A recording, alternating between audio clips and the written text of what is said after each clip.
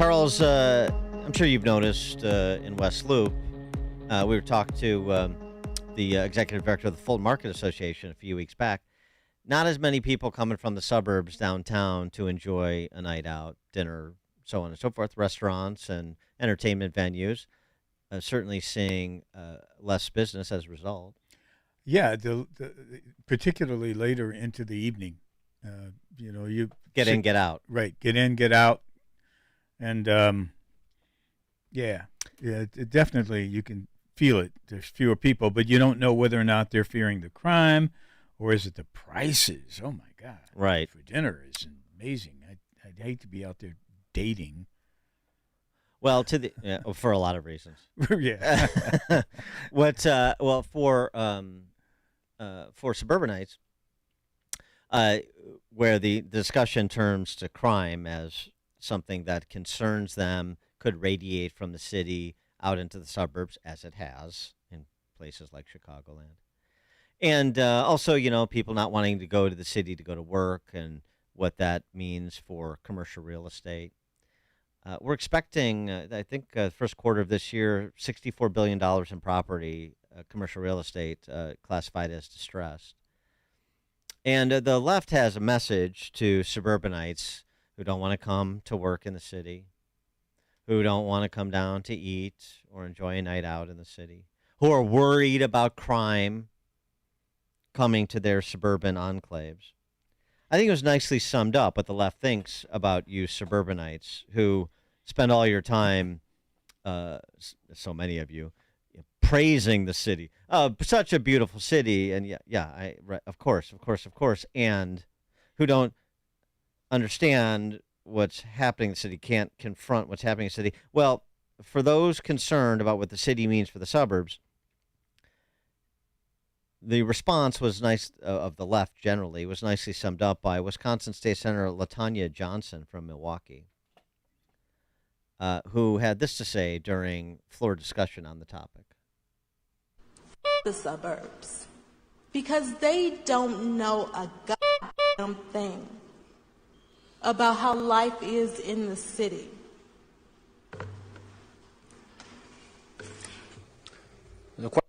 So, F the suburbs because you don't know a GD thing about what's happening in the city.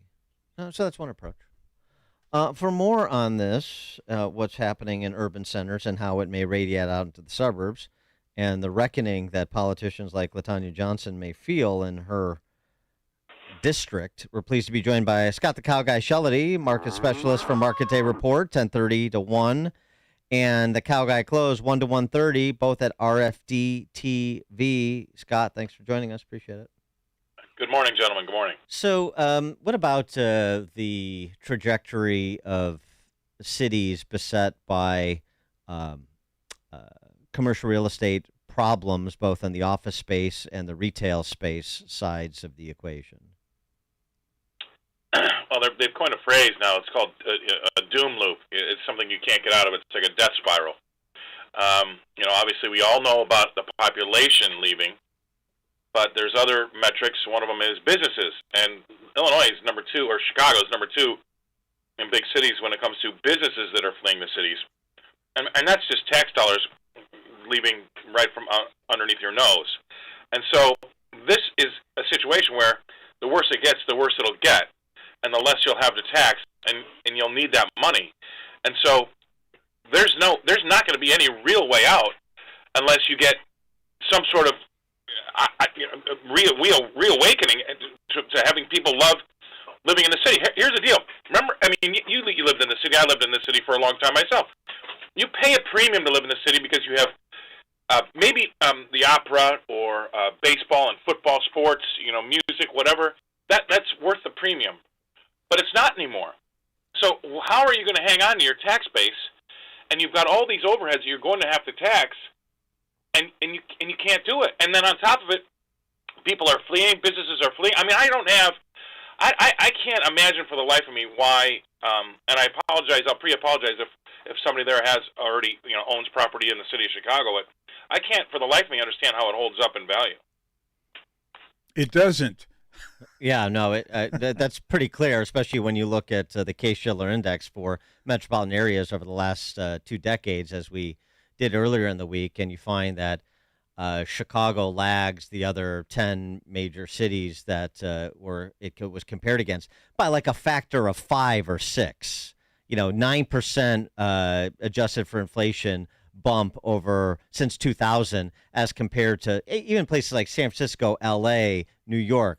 40, 50, 55% increase over that same period. So it's been a slow decline. And, one of the things I see around the city, and just driving around the area, I don't know if you see this, Charles and Scott. It feels old. It feels decrepit. It feels like it's dying. Now there are newer aspects of some neighborhoods, like in West Loop, but generally speaking, I'm talking about the inner ring suburbs. The most of the neighborhoods in the city, it feels old and tired, and it feels in decline. Or maybe I'm just projecting the data. The West Loop right now feels like a party Yeah. for the people who live there. Yeah.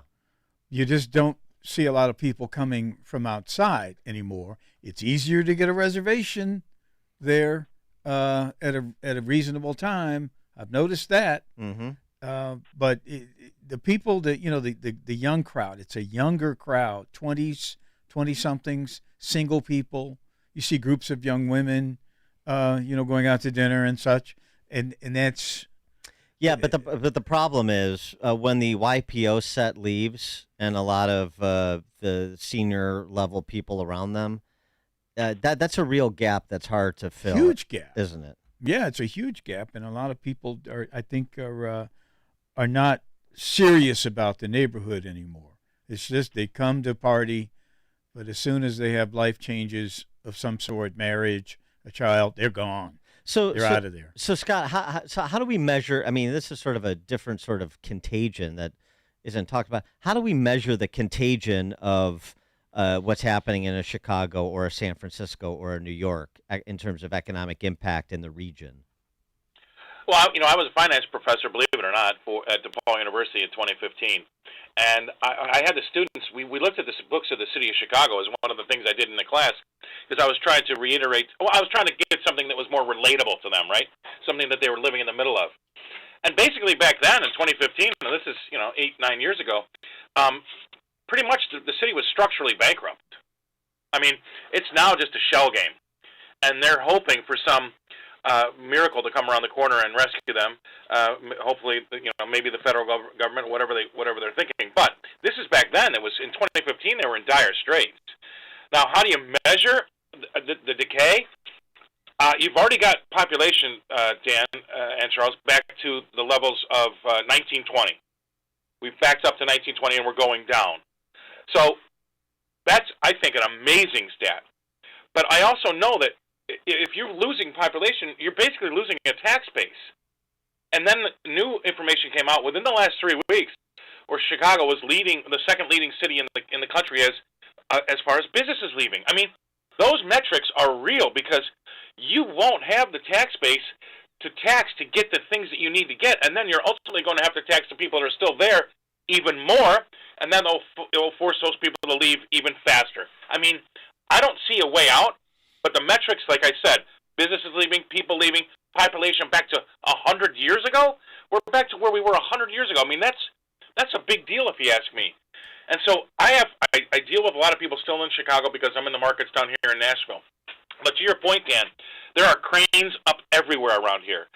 Things are brand new and spiffy and clean, and people are happy, and they talk to you. It's a 1,000-degree difference than it is in Chicago. And people actually look to go out in downtown Nashville. When I talk to the folks back where I'm from in, say, the ring suburbs of Chicago, they wonder which jewelry they're going to have to take off and leave at home, and which credit cards they're going to take out of their purses and just bring a little 2 credit cards in case something bad happens. That's what they're thinking about. Where am I going to park? How am I going to get out of there? That is the night out in Chicago. That's the premium that you used to pay for by living in the city. I mean, it's pretty sad, and for some reason, nobody can see the writing on the wall, because it's pretty clear, if you ask me, about the policies that have been put in place in these big cities And it started with the world's dumbest idea of all time. Any fourth grader with a first grade education knows that defunding the police is stupid. I look at everything now through that lens, and every decision that these municipalities make is their own undoing. It's their fault. Pulling out to the macro, I mean, the markets, the irrepressible markets, in spite of this increasing dollar amount of distressed commercial property, in spite of anemic growth, 1% the last 15 months, higher interest rates, inflation, the market just keeps chugging along. So I guess everybody should be in equities. Hey, well, you know what? Something's got to give, baby. I mean, I'm just telling you right now. I looked at it this morning. That the Dow's up 3% for the year. The S&P 500 is up 15% for the year, and the Nasdaq is up a whopping 30% for the year. And it really comes down to one thing, and that's artificial intelligence. Those indexes that are doing well, the S&P and the Nasdaq, it's a very narrow success. 7 stocks in the Nasdaq 100 and 10 or 12 in the S&P 500 are holding up those indexes. So we can have a horrible economy and have the hopes of AI keeping those stock markets higher, because those two things, you're going to have a divergence between the stock market and how you feel and what the economy is doing and what's in your pocketbook for a while, because I think that this AI is going to keep some of these indexes buoyant. But at the same time, I think, I keep calling it, for my show here, I call it Recession Island. A lot of pundits, because of what we've seen happen in these indexes, have jumped off Recession Island and think everything's fine, let's go.